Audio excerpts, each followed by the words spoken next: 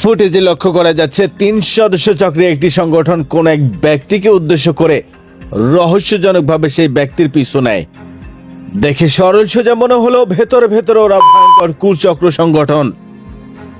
কারণ নিজের ইচ্ছায় পকেট থেকে টাকা বের করে রাস্তার পাশে ছড়িয়ে ছিটিয়ে দেয় এবং একটা পর্যায়ে নীল প্যান্ট শার্ট পরিহিত ব্যক্তিকে আকৃষ্ট করার চেষ্টা করে।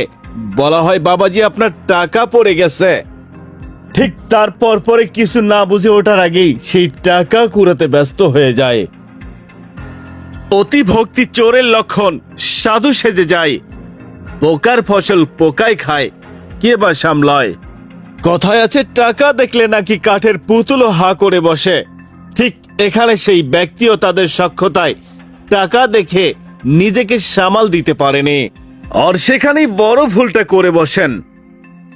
ক্ষণিকের সক্ষতা গড়ে উঠতেই পাশে থাকা সেই চক্রের আরেকজনের হাতে চিরকুটে লেখা একটি ঠিকানা দেখা যাচ্ছে।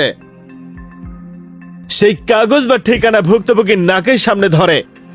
একটা পর্যায়ে সেই কাগজ মুখ বরাবর টোকা দেওয়া হয়, যেন সেই কাগজের মেডিসিন তার নাকে স্মেল লেগে যায়। ভুক্তভোগীর ভাষ্য অনুযায়ী তারা বলেছিলেন, বাবা আমরা তো এই ঠিকানাটা চিনতে পারছি না, দয়া করে বলবেন কি এই ঠিকানার লোকেশনটা কোথায় হবে। আর ঠিক তারপর পরে ভুক্তভোগীর ব্রেইন তাদের নিয়ন্ত্রণে চলে যায়। তারা যেটাই বলে সেটাই করতে থাকে, যাকে বলে সাময়িক ব্রেইন হ্যাক। বন্ধুরা, কাছে থাকা টাকা পয়সা নগদ মালামাল সহ যা কিছু ছিল একে একে সবকিছুই সাহিবা মাত্র দিতে বাধ্য হয়ে গেল। তার কারণ ওই যে বললাম, সাময়িক ব্রেইন হ্যাক। তারা যেভাবে বলছে সেভাবেই ভুক্তভোগী দিতে বাধ্য হচ্ছে।